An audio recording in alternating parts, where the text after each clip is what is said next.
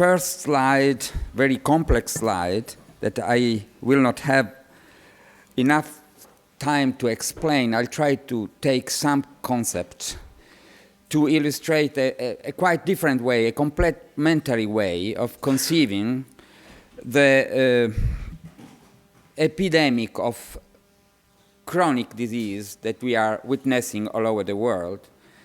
And I think that we must take some basic concept. The first one is that the very first 9 months of our life are the most important of our life. We should not forget this. I think that the fetus is getting his fetal programming, his epigenetic programming. That's its way of reacting to environment in the very first month of its life. So if we disturb the fetal programming, we can have a lot of consequences.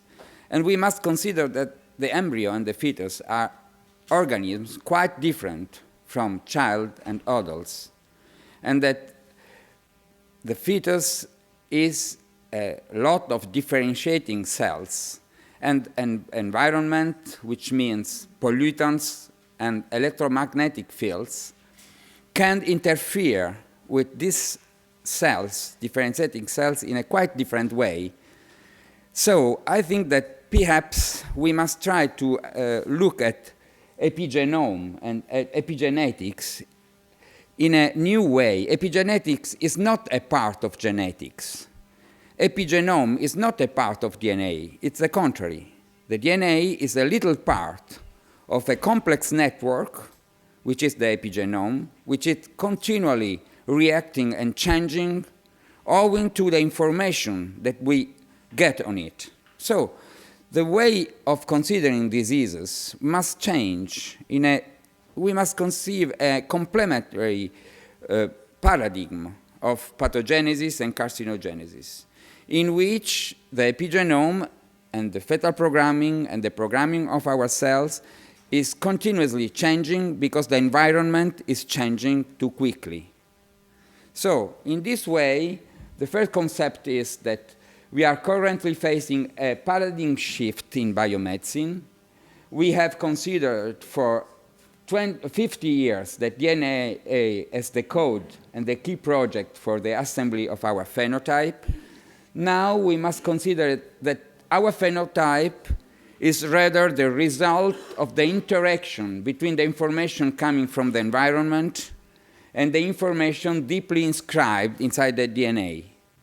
So we must think that the epigenome is the most important place of this interaction, and that there is no stable change in our phenotype, both physiological and pathological, which is not environmentally induced, modulated by the epigenome, and conditioned by the DNA.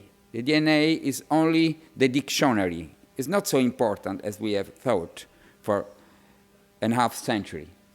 The key concepts are developmental plasticity and fetal programming now.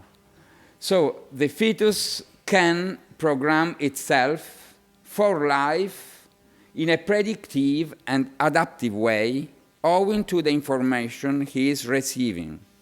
This is quite different, and perhaps we can look at diseases in a different way. The theory is developmental origin of health and diseases. A lot of diseases that we are seeing augmenting all over the world, obesity and diabetes 2, autism and Alzheimer, and even neuropsychiatric diseases, and allergies and gluten sensitivity and not gluten celiac diseases, and allergic diseases and cancer could be the consequence of a bad response or a mismatched response to an environment that is changing too quickly and the fetus cannot react in the correct way. So of a bad program. This is the theory. You see that a lot of diseases that are augmenting all over the world could be the consequence of all these. The key concepts are epigenetics. We must not consider epigenetics just as a minor part of genetics. This is the contrary. The DNA is the little part of this complex network. The epigenome is quite the most important place in which the information coming from outside, environmental signals, interfere with DNA and with the information that we have had for billions of years in our DNA. In fact, genes need to be told to switch off and on. In fact, all these dynamic epigenetic networks that are in the cell induce the genes to program themselves in a different way in the first time of our life. This is a complete different way of conceiving our life, and a complete different way of conceiving environment. Environment is a stream of information coming from outside, electromagnetic fields and chemicals and pollutants and so on, that interact with our cells at various levels and that force our epigenome to change all the time. But in the very first time of our life, in which the epigenome is much more plastic, the impact of information is much more important than in the rest of life. Electromagnetic fields, both extremely low frequency and radio frequencies and so on, can impact on DNA, changing and on specific DNA sequences. For example, they can impact on the promoter of the heat shock proteins, and it is very interesting that you see that the sensitive region of HSP70 promoter is upstream from the thermal domain of the promoter and is not sensitive to increased temperature. So it's quite different the way in which electromagnetic fields can induce changes in DNA and in the epigenome. It's not only thermal effects.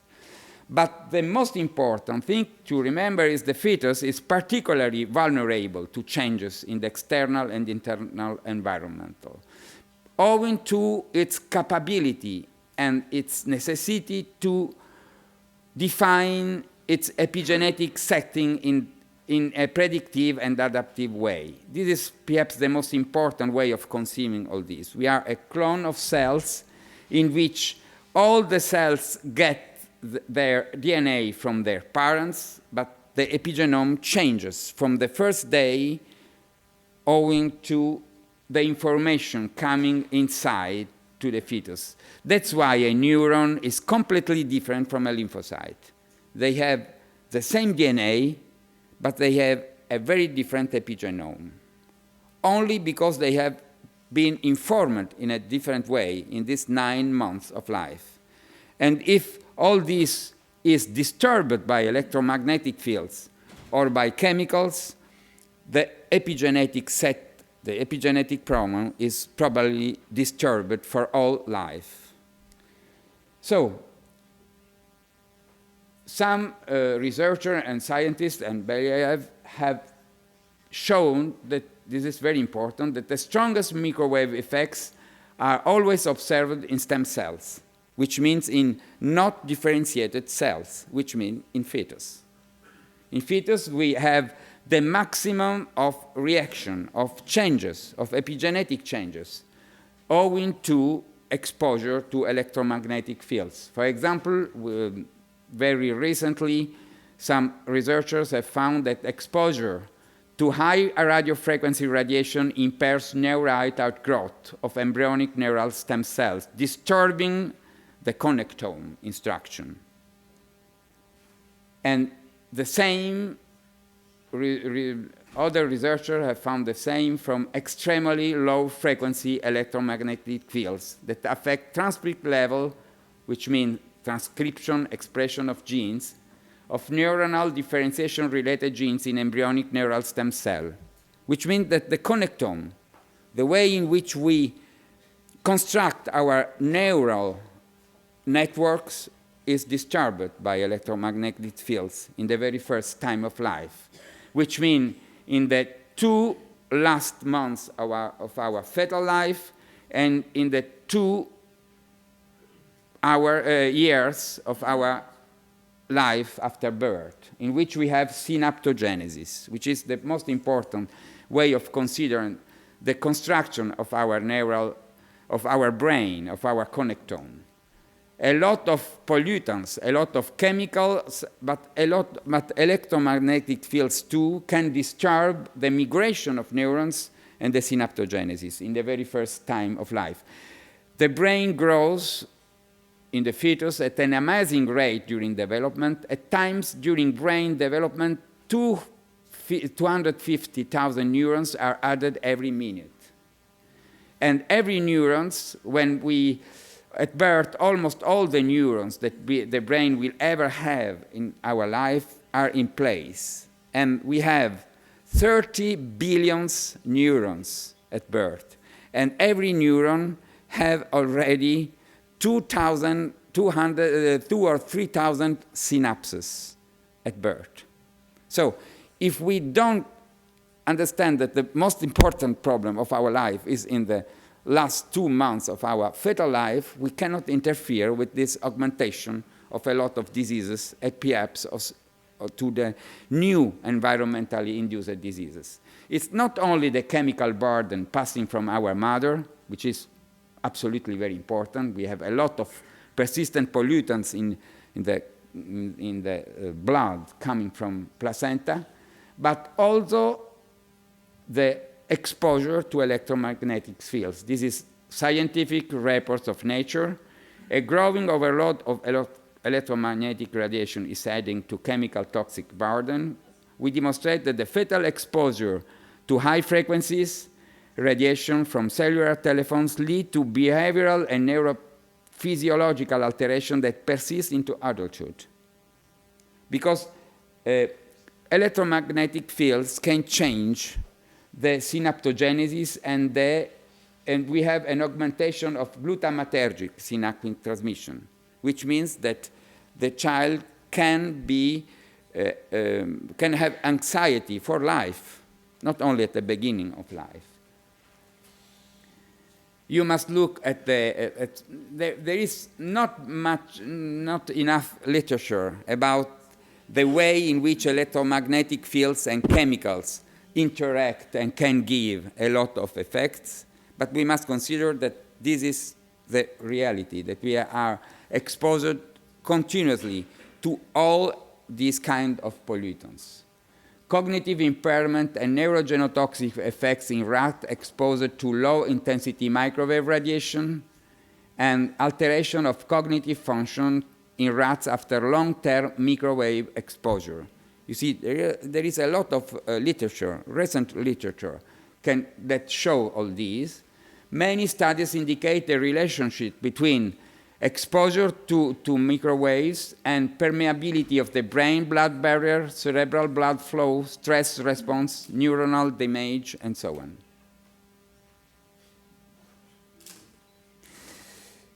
If the idea of an environmentally responsive genome still steers debate, the notion that epigenetic marks are transmitted across generations, this is the real problem, is even more provocative.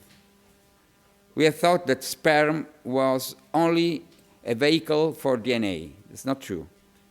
The sperm is a vehicle of a lot of information through microRNAs, for example. And these microRNAs can inform the sperm about, and a lot of information is not put away. It was a bad concept. The most amazing discoveries that impose a radical revision of the dominant models, both in biomedical fields and in evolutionary biology. He is a French scientist. He was Lamarck. I think that we must think about him in the next days, next years, do concern the transgenerational transmission of acquired characteristic by epigenetic, adaptive, targeted modification of the genome of the gametes, by microRNAs and exosomes. It's quite a different way of considering. A mother could also transmit to the fetus the effects of environmental exposure during pregnancy. That's why we must look now at fathers. And you know that the copy number variation in sperm, in autism, and even in schizophrenia, you find a lot of copy number variation in some genes controlling synaptogenesis, and you find the same copy number variation in the sperm of father. They are copy number variation ex novo, de novo. You don't find in the parents, but you find in the sperm of fathers. So we must try to understand that this transmission is real, that a lot of that human spermatozoa exposed to radiation have decreased motility, morphometric abnormalities, increased oxidative stress, and so on. That's sure that they have a lot of epigenetic changes.